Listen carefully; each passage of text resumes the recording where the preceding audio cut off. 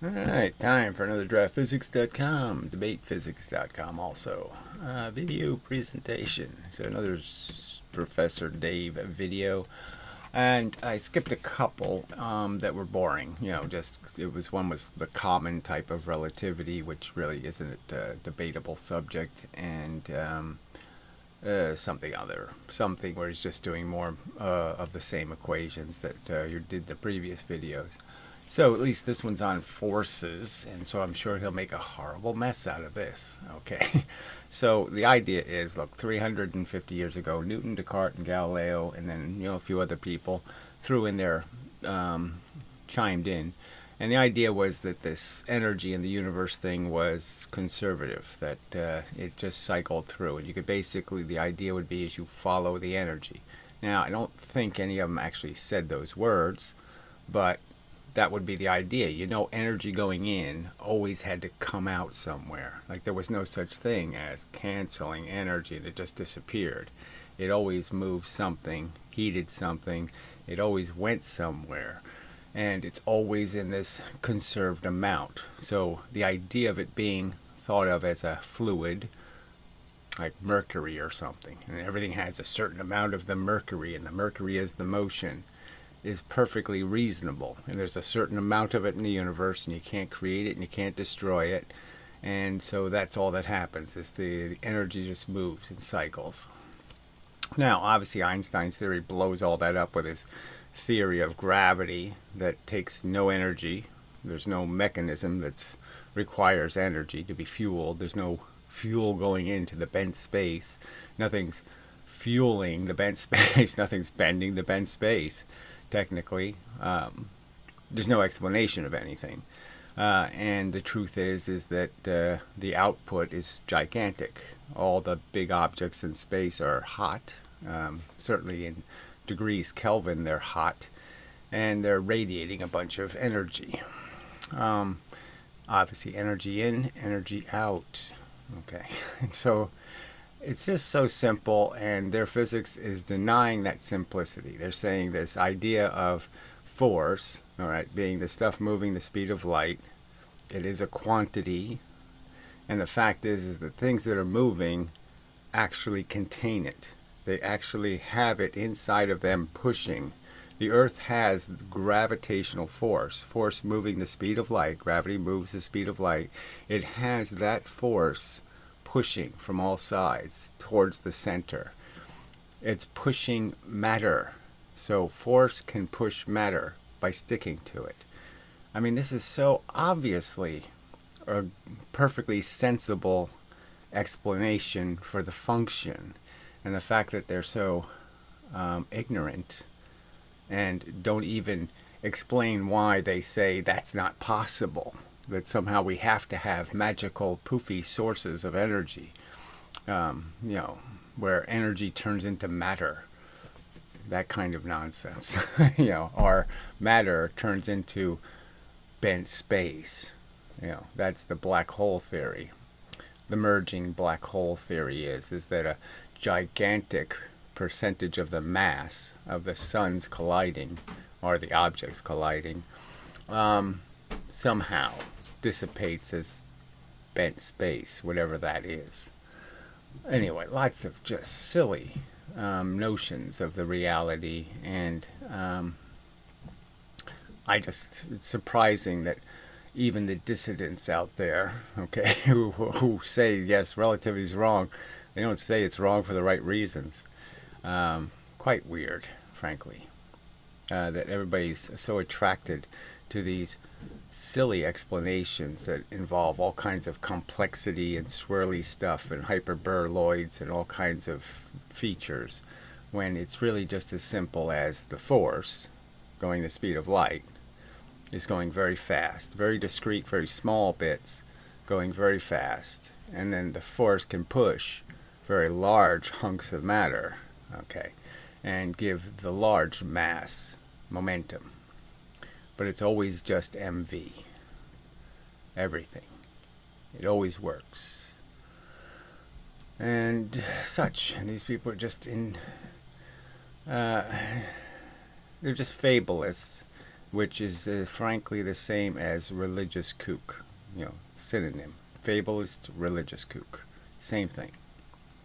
And they're pretending they care about science, which is really the gross, it's just disgusting that they're claiming to own the territory, that they're the ones doing the good reasoning and logic, and they're the ones that care about evidence and facts, when, nah, they just like telling silly stories.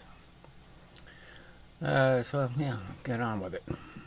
Hey, it's Professor Dave. Let's discuss forces. He knows a lot about the science stuff. Professor Dave explains. There are certain words that are commonly used in the English language which are very important in physics. So he's talking to us like we are all morons. Are you a moron? Like he's some kind of AI, he quite doesn't get all the inflection thing. But anyway, so he's got this little, cartoon image of a dictionary. Isn't that cute? Aren't green screens wonderful? These are words like work, energy, and force. Yeah, really important, and they're all the same thing, okay? So it just really is the same thing, okay? It's never anything other than some kind of bit, some sort of thing that actually exists moving. So force is little things moving. Energy, anything moving. Work, well, it's usually big things moving, but it's all work. Heat is work. Everything moving required a transition. Something had to fuel the movement. So if something's not moving and it moves, something had to do work on it, which means they just exchanged their condition. So everything's just about an interaction, a conflict, you could argue, and the resolution of the conflict is always the same going in, same going out. It'll just be either big things going out from little things going in, or big things go in and little things come out. That's it. There's nothing else. It's no more complicated than that. In everyday parlance, they can mean a variety of things. But in physics, they have very specific... So, in their religion, okay, yes, you have to think of energy as 1/2 mv squared, okay, for no good reason. So they have no evidence supporting the theory. It doesn't take 25 times the fuel to go 5 times as fast. Going 5 times as fast will not make you 25 times energetic. Just absolute nonsense. Work they've confined to just the stuff we like, and so any other energy they call waste. Okay, so that doesn't make much sense. They say holding my hand up like this, I'm not doing any work because my hand isn't moving up or down. It's just staying here. So I'm not doing any work. Bullshit, I'm not. That's how silly their physics is. It's really that silly. They're saying you could hold a 100-pound weight, and they're saying you're not doing any work. Silly. definitions. So we will need to learn these definitions if we are to learn about classical mechanics. No, it doesn't matter classical, it's mechanics period, and the point is actual versus bullshit. So you're looking for the reality, getting a real picture of how it works versus a garbage, junk, nonsense cartoon picture. And you're still preaching cartoons. And you're doing it belligerently. Because, frankly, I've let you know that you're making mistakes and you don't care to correct them.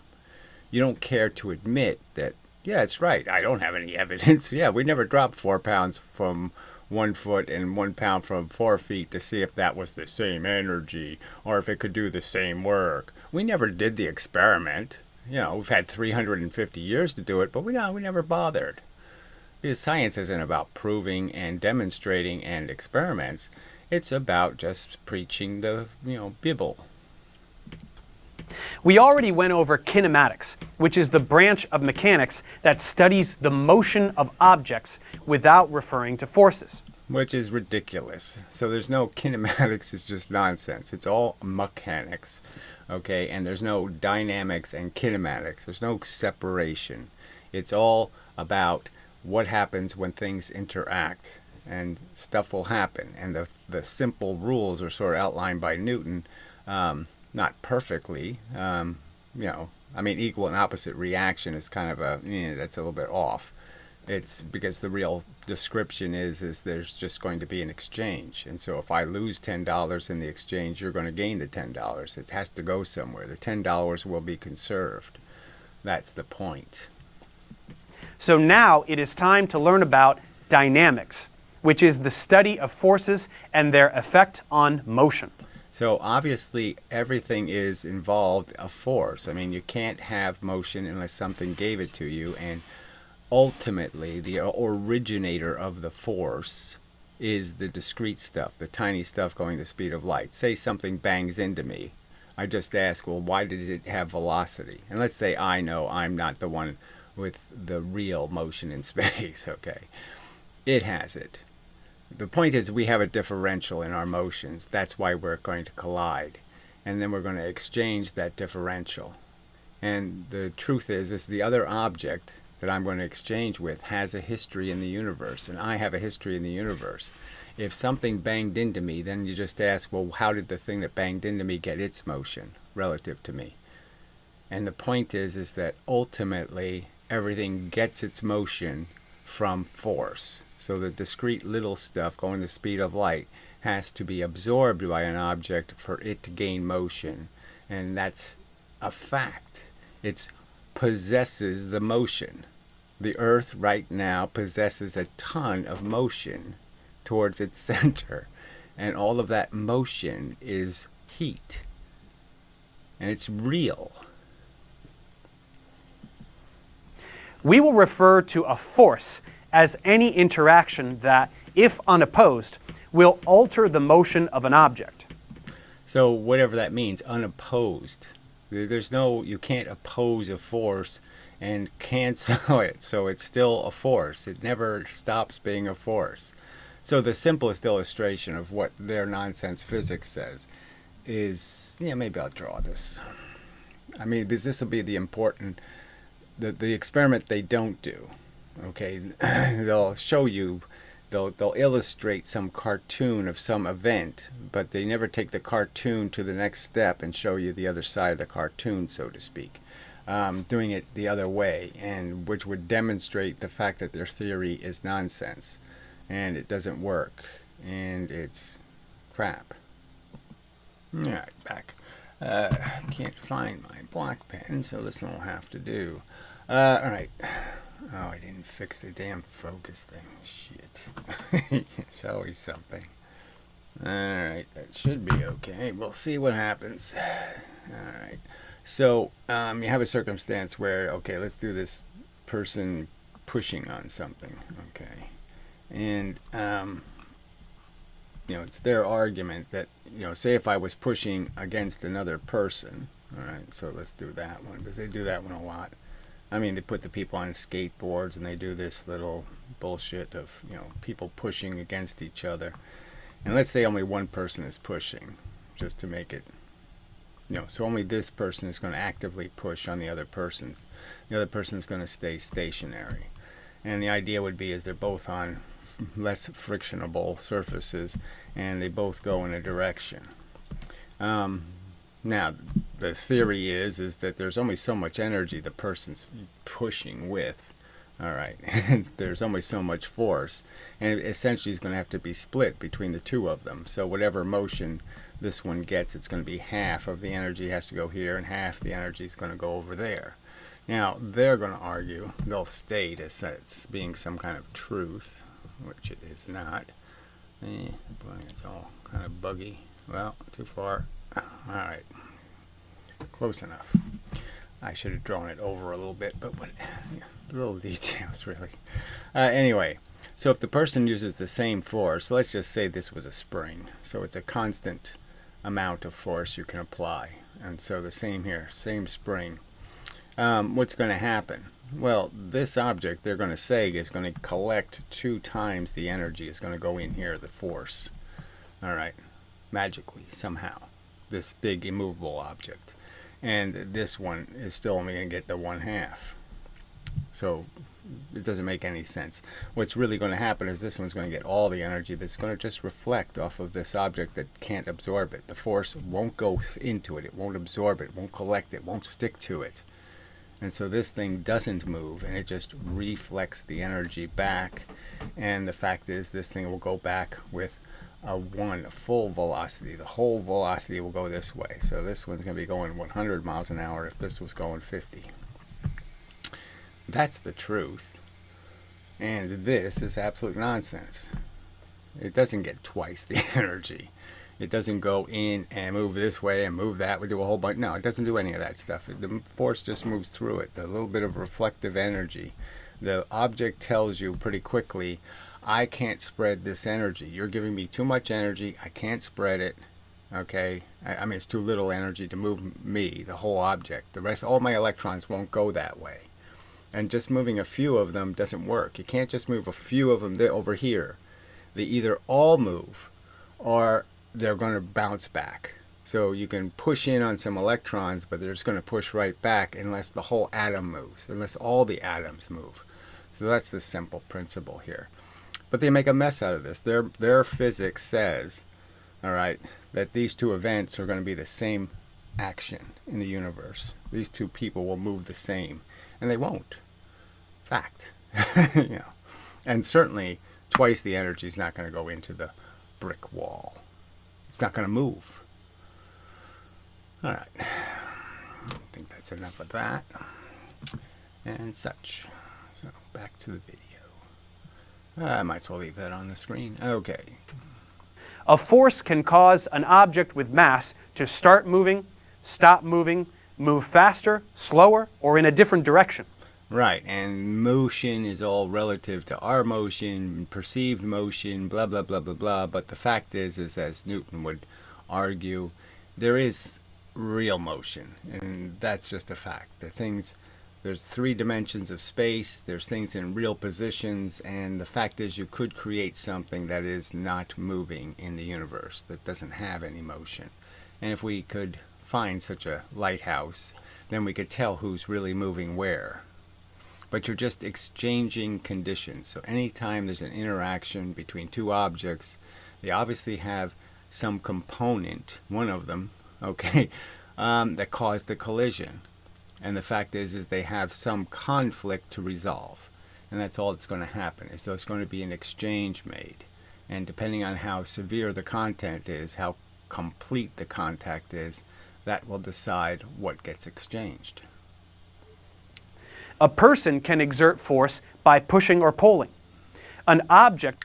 So that didn't make much sense, but anyway. So understanding the idea that the push is a real thing, the pulling is always a fake thing. You can say somebody pulled on something, but the fact is they pushed on some other surface. So in that example, it's a push, it's not a pull. There are no pulls. So the elemental force universe is about pushing, things pushing on each other. Nothing can pull on something else as a fact. It's always an inverted push. So that's a really important physics concept. None of the physicists will say it, which is kind of ridiculous, right? That's so elemental and fundamental. So now he's using the example of the bowling ball, okay, which I brought up. So their physics says the 8-pound ball going 16 miles an hour has twice the energy of a 16-pound ball going 8 miles an hour. No professional bowler can find this advantage. They can't use a lighter ball, increase velocity, and take advantage of this v-squared function and knock down more pins. And the fact is, if you actually try to calculate what happens when an 8-pound ball going 16 hits a pin and when a 16-pound going 8 hits a pin, you'll figure out that all I can do is exchange momentum. I can't exchange kinetic energy. The pin won't leave with the same kinetic energy that the ball will lose. I won't conserve kinetic energy. What I'll conserve is momentum. So both balls will just end up giving the pins the same exact momentum. They'll both, over the term of using all the energy, they'll both lose the same momentum, which is all their momentum, and they'll give the same momentum to the pins. Now, the 8-pound ball is going to give faster motion to fewer pins, and the heavier ball is going to give slower motion to more pins. That's the only difference. Same mass and velocity. Can exert force by falling or rolling. A planet or star can exert force through its gravitational pull. So again, it's the planet obviously isn't exerting the force. The force is coming from the external universe. We're all excreting energy. Everything in the universe is hot. It's all producing radiation through reflection and delayed absorption. But everything's at equilibrium. There's nothing that's truly consuming and never producing. Now, their theory of a black hole might fit that category, but even that got kind of muddy water when Hawking said there's something called Hawking radiation. But it clearly isn't the same volume of energy that goes in. So the simple argument is there really isn't any sinkhole. There's no place for energy to disappear. It all does have to be conserved, and all of these kind of objects, planets, are excreting a lot of energy, okay, because they consume a lot of momentum. So they consume momentum of big objects crashing into them and the discrete heat force constantly bombarding them, and they emit the same thing back. It's just there's a delay because the object is dense, and it takes time for the energy behind that planet to get through the planet to the other side. That's the trick of it. Any force must have both magnitude and direction. So this is also kind of ridiculous because they talk about scalars that don't have a direction. So somehow it has energy in no direction. They actually think that's a real concept, that some object has energy, but it's not energy in a direction. So even though the train is going dead right down its tracks and you can't go any other direction, they say it has a kinetic energy in that direction, and yet they're saying it's no direction. When how can it not have a direction? It's moving in a constant direction, constant force. Its speed is exactly the same as its velocity. I can't tell the difference. What's the difference between its speed and its velocity? They're both pointed in exactly the same direction. I mean, it's such imbecilically silly. Why would people accept this as a scientific description of reality when that is just absolute mush? Why would you believe something like that there's something called a scalar of energy? So forces will always be represented by vectors when we draw free body diagrams. Yeah, but what's the point? Because you're saying, the force ultimately has to create the energy. So the two things have to be equal. So how can I play with scalars? Where does the scalar come in? So again, that's just defending momentum, saying that yes, there's a magnitude going in with a direction, and there's going to be a magnitude coming out, and the direction changes, and that's all there is. The science says you can change direction for free. If you push a shopping cart through the grocery store, you are applying force on the cart in order to generate a forward acceleration. This force vector, which begins at the center of the cart's mass, points in the... So I don't know why he says it begins at the center of the point's mass when you know it begins where your hands are in contact with the cart. So again, more mush, more bullshit. And this is going to get complicated just because in the real world we know there's static friction, so you have to first break it free from its gluiness to the surface. And once you get it rolling, then you'll have a friction, and the friction is going to be completely dependent on how fast you're pushing it. So the faster you push it, the less friction. The slower you move it, the more friction with the ground. Blah, blah, blah, blah, blah. But they don't get any of this stuff right. Forward direction, and also has a particular magnitude depending on how quickly you want to get your shopping done. And this magnitude will be represented by... So this is another example where I could just point out, well, why don't you do this illustration a little better and put the person on roller skates? Okay, so have the two examples. One where the person is standing and they can't move and they push the cart. And then the example where they're on roller skates and they push the cart. The fact is the cart's going to move at different speed, because the fact is the person's going to absorb the energy, half the energy of the push if it can roll. And it'll be less than half the gluier I make the roller skates. I make the roller skates shitty, then the person only moves a little bit, the cart gets most of the energy. So you can vary how much energy goes in what direction based on how you exactly control the friction of the two objects. Now, so obviously if you did it in space, you don't have friction as an issue, so it's going to be an absolute thing. You know, half has to go to the person, half goes to the cart. Now, if I make the person a space shuttle, then all of a sudden the space shuttle is going to say, I can't move. You can't move me by just pushing on me. Okay, that's not enough energy to move all my mass. I can't move all my atoms based on you pushing me. All right, so I'm just going to reflect the energy, and the shopping cart's going to bounce off faster. The length of... You can still bounce a tennis ball off the space shuttle, right? Because the space shuttle isn't going to move. the vector.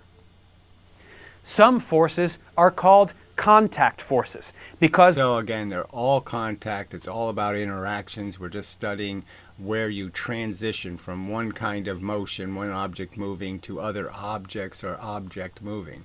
That's all you're doing. These are just transitions. Nobody really pays much attention to photons as they travel billions of light years across space. It's not until they hit something that it becomes interesting. They arise when two objects touch or collide.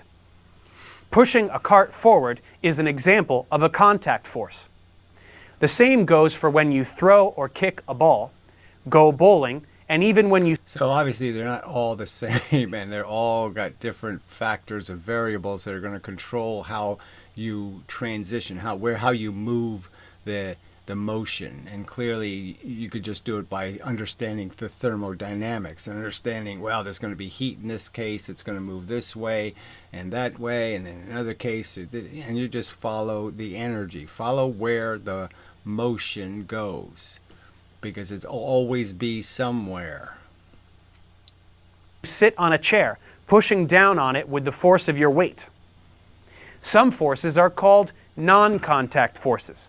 These involve some action at a distance, like... So there's no such thing, and that's just a fact. So the fact is apples fall, cherries fall, whatever falls out of a tree, because it's in an active stream constantly. There's constantly, you're being in a force differential. There's more force coming from space than there is force coming from beneath you in the earth, because obviously the earth has slowed down the stuff coming at you from the other side of space. If you were just sitting in space, well, then everything's equal. But if you have a big giant earth on one side of you, it's like having a big sink, a delay.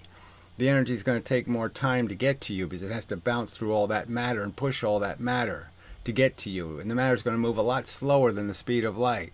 So obviously the force that would compensate isn't going to get to you in time, and so you're going to go in that direction. I mean, it's so simple, and they've made such a frickin' mess out of it. So you can just think of this as rain. It's a force being collected by the earth. Everything in space is this little stuff flying around up there. That's it. That's all there is this energy, this heat.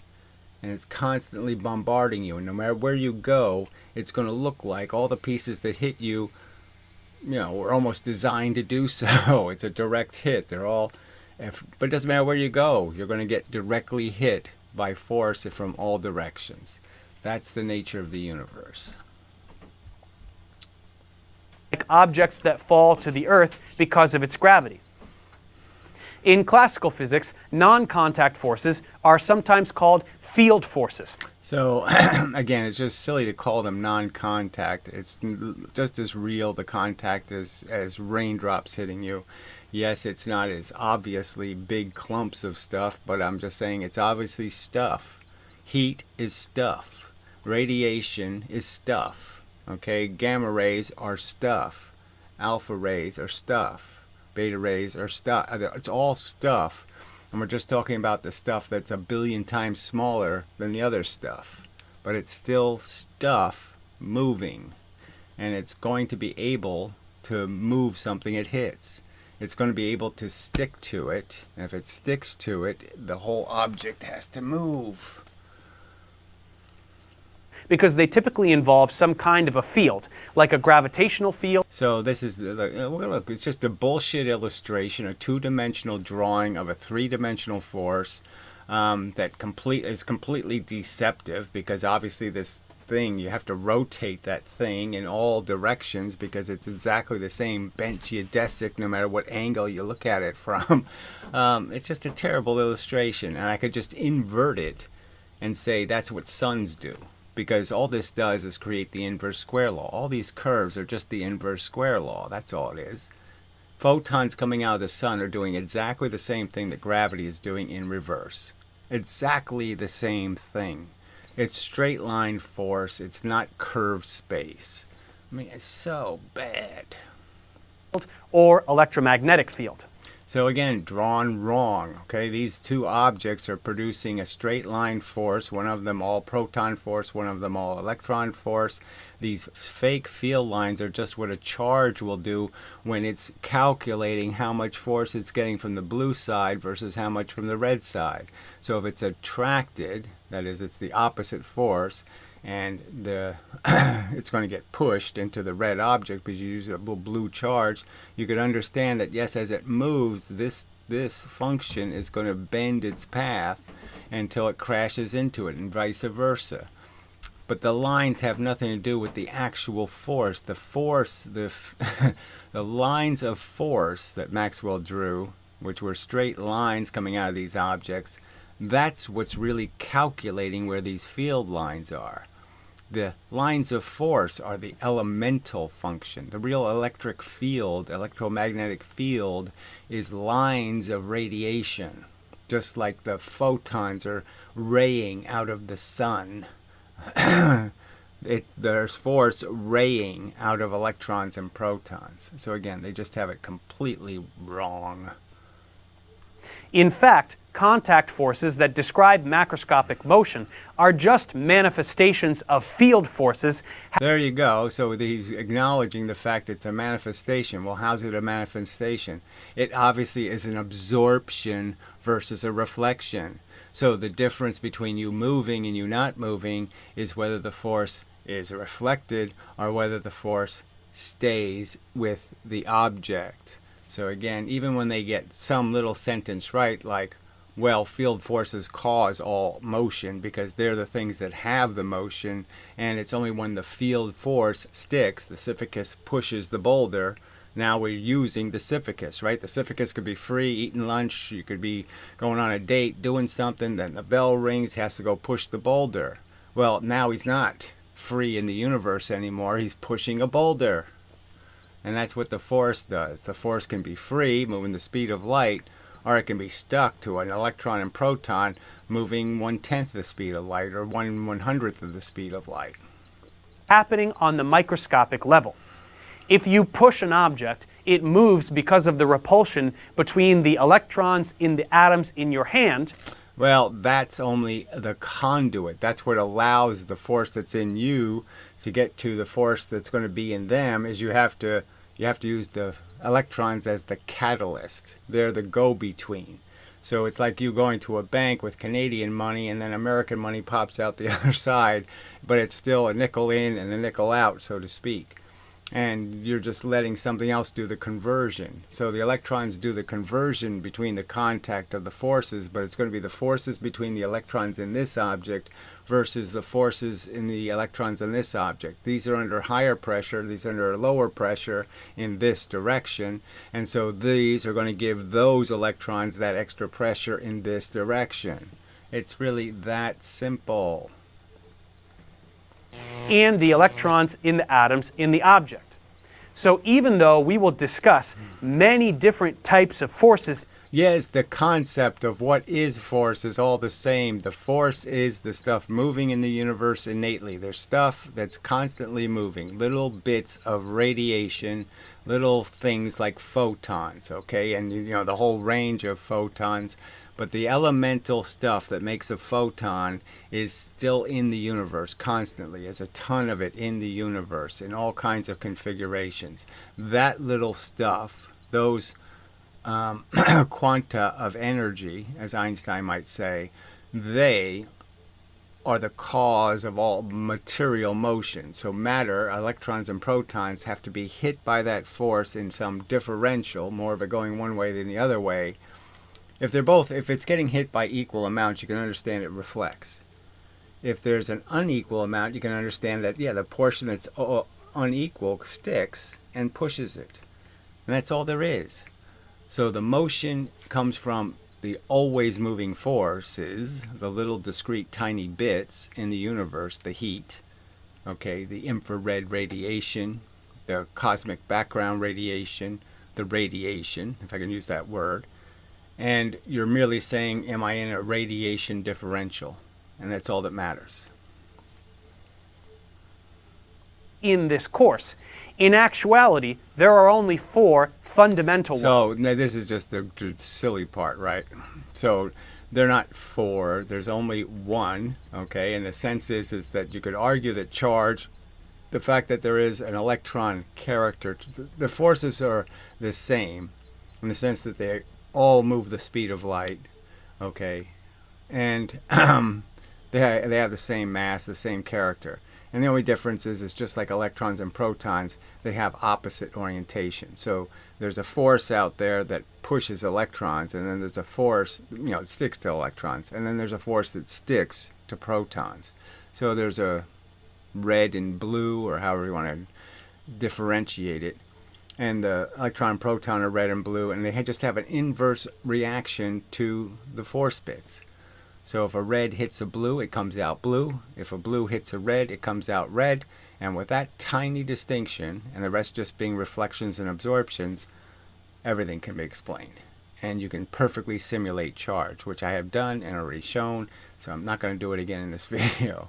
Go to debatephysics.com, and there's a video called Simulation, and it shows you exactly how this simple function produces every aspect of the behavior of charged particles.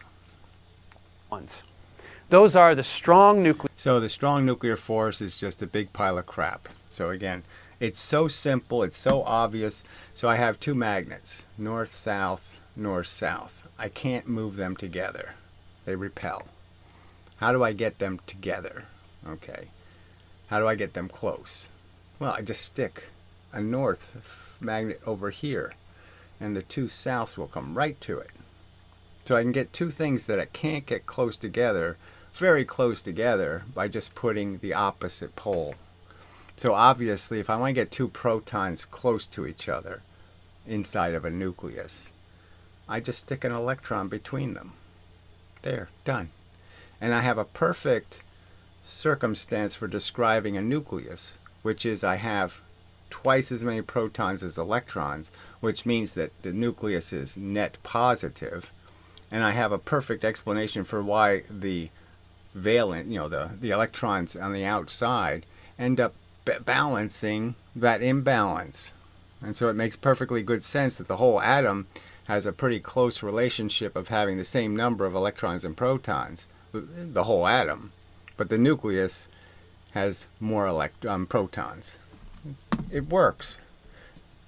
It's so obvious that that's the correct explanation. So there's no magical God force, right? They just say the strong nuclear force doesn't mean anything. And now they've, when they invented the gluon, first they just said a magical force pushes the protons together. Now they've invented this gluon object that somehow, shoots something out to connect to the other proton and then pull it in like a frog's tongue. They've actually invented something that ridiculous to describe the function of moving 2 protons close together. It's a fable. It's so bad. It's a talking fish story, for fuck's sake. And why do you people fall for it? The weak force has lost all meaning. So that used to have something to do with charge, but it now doesn't mean anything because they've lost all direction for it. So it doesn't even have any, it doesn't do anything. They have no description of an actual mechanism for the weak force. And so then they're stuck with the electromagnetic force, which again is just talking bullshit, okay? Because photons are just about a frequency, a pattern you can create with the force. So if I shoot the force with a pattern, patterns can cause events. And the fact is magnetism and photons are just patterns. little bits, little bullets shot at a frequency. All right, and then gravity is just stuff without a frequency. Chaos. Force in chaos is gravity. It's a bunch of noisy heat. Nuclear force, the weak nuclear force, the electromagnetic force, and gravity. So all nonsense. It all has to be made out of one universal element. That makes sense. That's how the universe works. It's a bunch of little simple things and simple rules. There's just two kinds of force, two kinds of matter, and three kinds of interactions.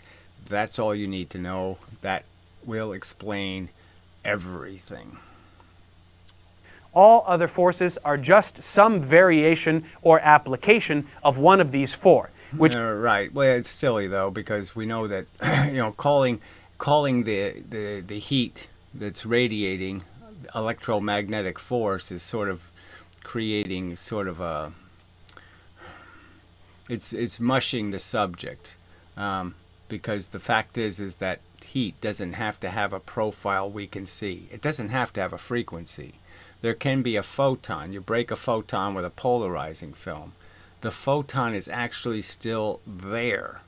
You just can't convert it into a visible photon, but all the pieces are still there because you can put another piece of polarizing film in and get your photon back. So it's just about reconstructing, recreating the pattern. So we can see some patterns, we can't see other patterns. And that's the bullshit part of this. we will get to a bit later. Given that any force must have magnitude, we must have a unit of measurement to communicate these quantities. That unit is called... So the Newton is just garbage, so they invented that. So it was weight, okay? That's how originally it was understood. They just said foot-pound, and that can just be understood as an amount of weight of, whatever, 50 grams. So you could just say that we could just use some weight unit and say this is the unit of a force. It's an amount of pressure, and all you can do is change how long you apply the pressure. So it's this much pressure for this much time. Now obviously that gets kind of mushy because I can reduce the pressure by half and I can increase the time by double, and so it's just a momentum equation. But the fact is that's what it's always going to be in. Now whether you get that accurate, you know, time versus mass, doesn't really matter as long as you get the total weight right. In the sense of always understanding it's about how long something's on top of you. I could put the Empire State Building on top of me for 1 millisecond or 1 billionth of a second. It wouldn't have acquired enough gravitational force, enough gravity wouldn't have hit it for it to actually crush me. So it would just be, oh, it gave me a headache. But if I give it a full second, yeah, then I'm squished, you know, incomprehensibly into a thin fluid. Called the Newton, and it is equal to the amount of force that will cause a 1 kilogram mass to accelerate by 1 meter per second squared. So, and that equals 100 grams. So this is the joke of it. The Newton is actually the weight of 100 grams. So you don't need all of this kilogram per meter squared crap, because the fact is I just put 100 grams on a scale and I'll be looking at 1 Newton of energy stored in the spring. So that's the big bullshit here.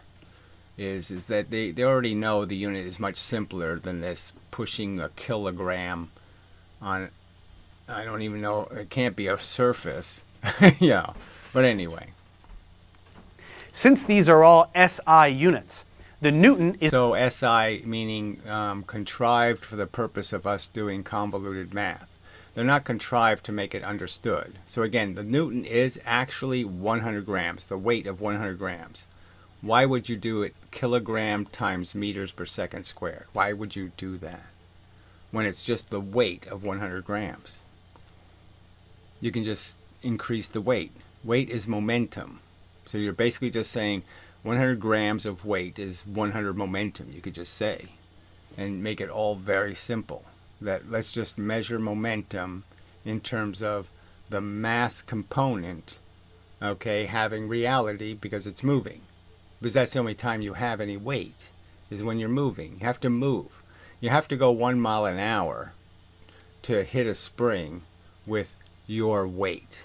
Okay, so if you want to weigh yourself horizontally, you just make yourself go 1 mile an hour into the scale, and you'll weigh your mass.